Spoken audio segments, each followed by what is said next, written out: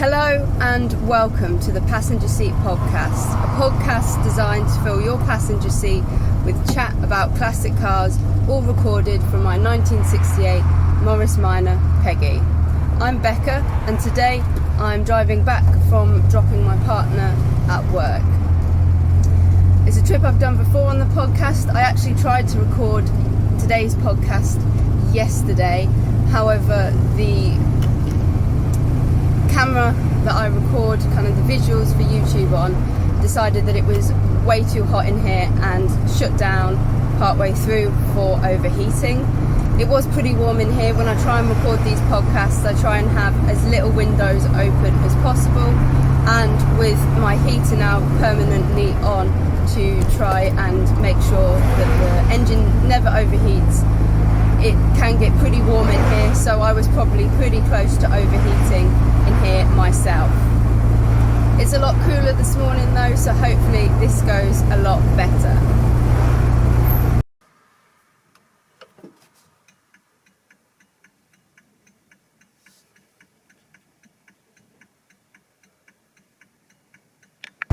My quirk of classic car ownership for you today is related to today's topic of women in automotive, and it's the way that a lot of women drivers of classic cars are treated by kind of some men within the profession.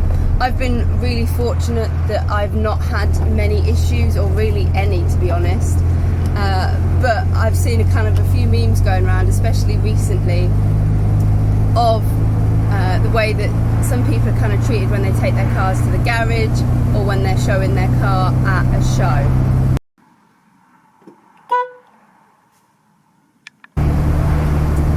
Now, as I said, today's podcast is going to be looking at women in automotive, both kind of historically and looking at some of the big figures from history for me personally that I have found a real big inspiration, and also talking about a few women that I follow kind of on Instagram or have met in real life that are really interesting and have been an inspiration for me as well. We're going to start today's podcast looking at some historical women, and really there's no better place to start than Dorothy Levesque. Dorothy Levesque is quite frequently noted as being the first female race car driver. She was really a hugely important individual in terms of paving the way for women in automotive. She did exceptionally well in her races in the early 1900s, and as a result of this fame and intrigue with her lifestyle, she was able to do a load of written articles for newspapers and magazines of the time to tell and encourage women to take part in automotive themselves. On top of that, she also taught Queen Alexandra and her daughters at the time to drive cars, giving them driving lessons to help them be a bit more independent and be able to drive themselves around and enjoy driving cars. And her articles that she had written because of this fame to become a book that was kind of compiled together, and within that book she gave lots of hints and tips to women in terms of how to feel more comfortable and confident in driving their cars, and one of those was to use a little pocket mirror to check what was happening behind them. Really important at the time for kind of getting an idea of where pedestrians were as well, because there wasn't that big divide between cars and pedestrians. And that suggestion essentially was the first kind of noted written piece that suggested using what was essentially a rear view mirror. So Dorothy Levesque, not only being an amazing kind of first woman in the area, but really paving the way in terms of innovation and making sure that we are driving safely. She wasn't someone that I'd actually heard about before researching somebody else for this podcast. I was trying to get some details about somebody that I had heard lots and lots of times before, and she was in the same article, and I found it so interesting that I actually went ahead and bought her book. So I'm really looking forward to having a look through that and learning some more about this really interesting woman.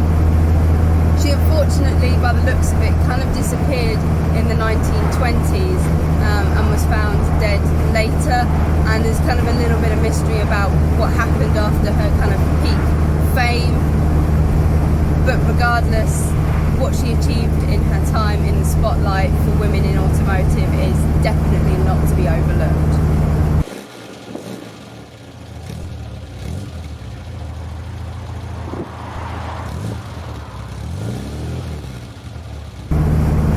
The individual that I was actually researching when I stumbled across Dorothy Levesque is Kitty Brunel. Kitty Brunel was an individual I already knew about because people had mentioned her quite a few times to me.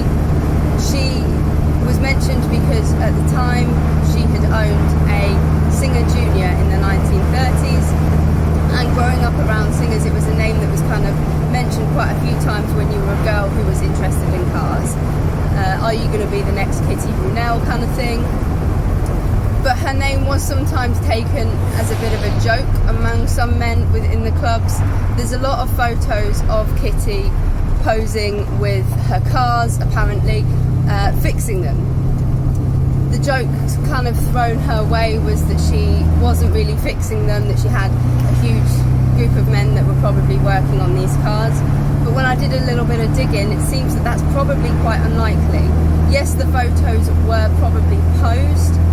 Her dad was a photographer, and he wanted to get as many photos of Kitty Brunel out there to help with her fame and interest in the automotive scene.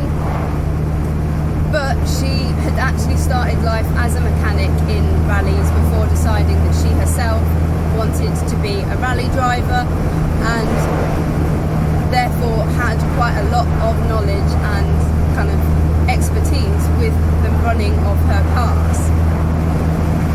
She also tuned and tested her cars for rallies at Brooklands Race Ground, which is one of my favourite personal kind of race circuits. I really love the embankment and the interesting features that it had. And so she was the one testing and tuning her own cars there. So while those photos were posed, it's kind of evidence of her interest in the mechanical side of the cars as well, which is something that it can be really difficult to feel enthused to get involved in nowadays as a female classic car driver, but it's so essential to making sure that your car is running as well as possible. Something I've had to kind of do this week is work with my dad on changing the dynamo over to the alternator after last week's troubles at the show, and a few other bits and pieces. And while I don't know how to do these things myself, I'm really keen to work alongside my dad when he's looking at these things so that I know how they work in future. And seeing pictures like Kitty Brunel working on her cars is definitely something that is an inspiration for wanting to be involved in that. Moving now towards the 1960s, Rosemary Smith was another name that was thrown about in the Roots Group circles due to her fame driving Hillman Imps in rallies during the 60s. Her career was kind of cut a little bit short because of some controversy around a race, but her role in automotive didn't stop there. She, in the 1990s, opened a driving school focused on making sure that people were driving safely and carefully, and that was also aimed at making sure that female drivers felt comfortable when going to learn to drive. So working really hard to make sure that girls and women feel safe within automotive circles right through to the 1990s in that regard. On top of that, in 2017 she was asked to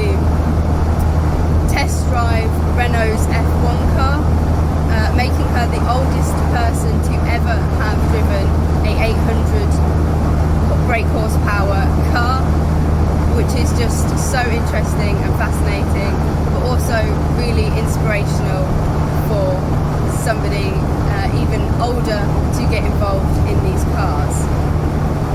So definitely not an individual to be overlooked if you're looking for some inspiration to get more involved with your car. A similar era individual, another rally driver, seems to be something I'm particularly drawn to, but also tends to be an area that I think women could get into more easily, particularly in the 60s, is Pat Moss. Pat Moss was a BMC Works rally driver, again kind of started off as a navigator in that passenger seat rather than in the driving seat, but had later very quickly switched over and realised that where she wanted to be was the driving seat. The highlight really of her reaching the top of her game was coming fourth in the RAC rally in her 1958 Morris Minor, which obviously, being a Morris Minor driver myself now, is particularly inspiring. But she also did hugely well in the European and international scene, getting quite a few high-ranking positions in those races as well. I can't mention female rally drivers without mentioning Sabine Smith, Queen of the Nürburgring, the fastest taxi driver in the world, as she referred to herself, but did so much in recent times for getting the idea of women being in automotive into mainstream. For a really long time she had obviously been the race driver, but from then on went to become a commentator and featured on Top Gear before later becoming a Top Gear presenter herself, really doing so much for challenging perhaps some older men's views, or maybe even younger men's views, that women don't know that much about their cars. She did so much for offering a very different viewpoint to that and really challenging it. So we can't possibly do an episode mentioning all these fantastic women without mentioning her.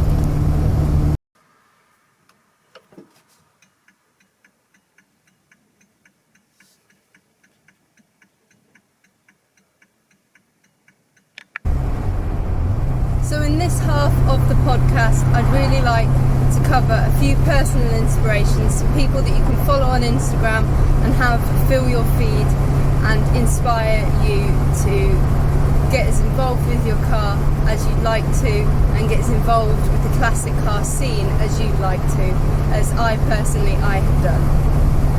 I started to add a few more kind of classic car owner individuals to my Instagram around April of last year. I started seeking out some individuals who owned the sort of cars that I was looking at when I was looking to purchase, and found a few of these people, but have also met a few in the time since then. I'd like to start off with Beth Fewster. Beth is the Young Members Registrar for the Morris Minors Owners Club. She's been really welcoming and helped me feel very welcome in getting involved with the Morris Minors Owners Club.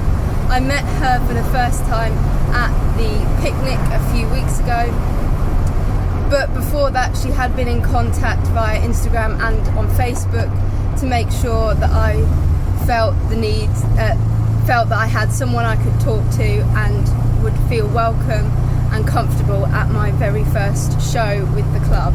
So that was really nice, and I think that Beth has done a fantastic job in drawing young people into the club and making sure that there was things within the club that would appeal to young owners.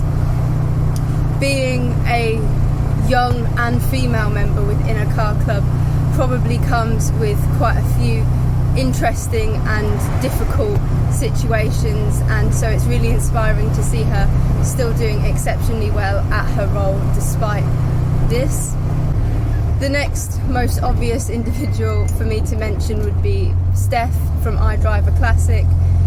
If you're not familiar with her, genuinely no idea where you've been, and also you've not listened to my previous podcasts. But she is such an inspiration in terms of creating female-led automotive content on things such as YouTube and on Instagram, which have been a real inspiration. One of the first kind of places that I found and followed. Her reviews helped me to kind of inform my decisions about what sort of cars I would be interested in on her YouTube channel, and her kind of confidence and direct addressing of some of the difficulties that us as women classic car owners can face has been really frank and open, and has started to kind of challenge some of the difficulties that we might face. Another individual who is in probably quite a similar position to Beth is Georgina Wootten.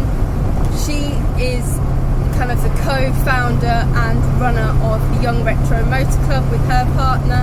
Her love of Fiat Pandas in the classic sense is something to be admired. They're not having myself talked kind of negatively about the more modern Fiat Panda that my partner owns. On top of that, she's organised so many good events for the club that I've seen advertised. I haven't been able to attend them, but I've seen so many people talk hugely positively about those, and it's a real credit to her, and I hope to be able to meet her soon at one of these events. Another huge inspiration to me recently has been Scarlett Devey. I actually followed Scarlett before even I was looking at cars because of my love of vintage fashion. She's an absolute style icon, but also her recent journey with her A40 Somerset transformation has been something that has been really interesting to follow and enjoy. And the car that she's come out with at the end is just so gorgeous and deserves all the fantastic attention that it's been getting, and for her to kind of play such an integral role in the design and working through making her dream car a reality is something that I think we can all aspire to, regardless of gender and background. Another individual who I followed initially for her fashion sense is Niamh Smith. She's a model for Freddy's of Pinewood, and so that's how I came across her initially. But I've really enjoyed seeing her cars starting to take an even more prominent role on her Instagram, especially since her and her partner have recently bought this really fascinating car that they're using more regularly to go alongside their race cars. I really loved the car, and then got especially excited when I saw the kind of work that they were doing on it, and also Steph's review of the car at iDriver Classic. It's such a unique and fun car, and to see her kind of enjoying it and getting involved with it is again such a lovely thing to see on your Instagram feed as you're scrolling through. Another early car related follow for me was Becca McIlroy. She goes by the girl with the old car on Instagram, and her story of her using Lionel, her Trafalgar Blue Morris Minor, much like Peggy, as her everyday car, and travelling over from Ireland to university in the UK with Lionel is really something to be hugely admired. The amount of work that she seems to do on the car herself, and her very honest portrayal of classic car ownership on Instagram, along with all her other beautiful photography posts, is again something that's going to really brighten your Instagram feed. And I hope to be able to meet her one day when maybe she comes back over to England and brings Lionel to one of the MMOC shows again. I'm really gutted to have missed the period where she was more UK based in her attendance of shows and things like that. Since starting my own Instagram for the podcast, I've started looking out for a few more female headed Instagram accounts to do with cars, and I came across the Driven Collective, which are set out to try and help and encourage women who want to get involved in automotives. And it's a really useful and informative Instagram to follow. Helps you find out about shows and things as well, which I've used it for.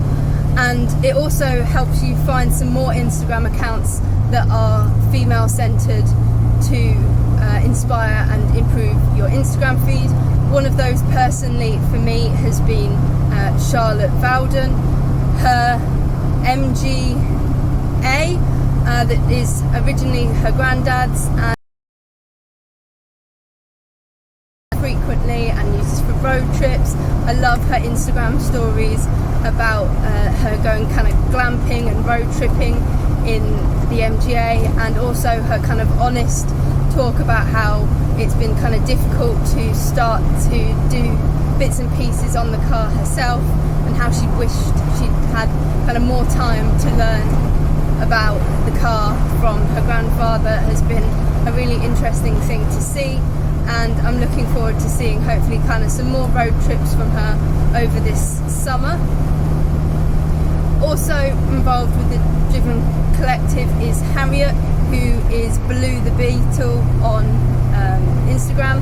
I love the colour of her Beetle, the styling, and how she is also documenting the way that she is starting to become more mechanically minded and involved with the maintenance of Blue. She produces some beautiful shots of herself and Blue driving around the Isle of Wight, and is someone that I would love to meet at some point, especially given her confidence in taking such beautiful shots in Oxford of Blue when they came over earlier this year, which is something I hope to be able to do with Peggy when we drive through Oxford on the way to our holiday later this month. I've got two more Beetle driving girls to mention. Firstly is Georgina, who drives Bonnie the Beetle, another member of the Young Retro Motor Club, a beautiful blue Beetle. I seem to really love blue cars. Her Instagram feed is gorgeous, and again some pure honesty and kind of content about the realities of owning a classic car that she had once used as a more daily driver, but has now started to kind of retire into being a show car and using another car more regularly. Finally, I'd like to mention Abs June. I don't really know your real name other than Abs, but you've got a beautiful black Beetle. We spoke a few times on Instagram, and I love the story of your car and how you're getting kind of work done with it. I love the pinstriping of your beautiful black Beetle, and your Instagram feed, again, gorgeous photos of your car that I aspire to be able to create myself.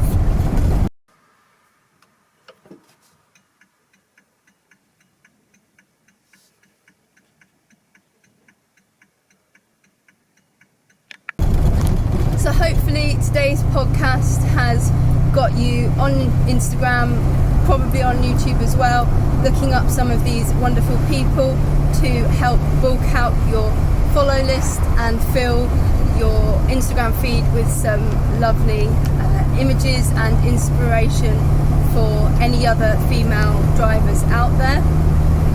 It's so good to be able to do an episode like this and have so many women that are worth mentioning, because you're all fantastic, and it's such a lovely supportive network out there that will help you kind of if there's any issues you have, and help kind of build each other up in kind of getting support and interest in our little corners of the internet.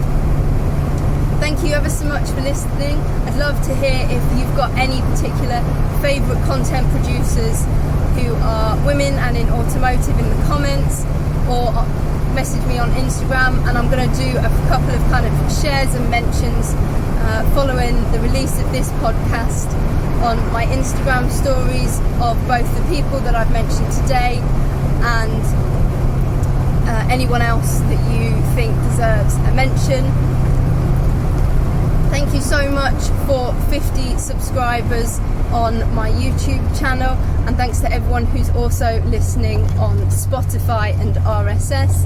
It's lovely to see that over 7 episodes in, we're really starting to get a nice little corner of the internet here to enjoy driving safely and happy motoring.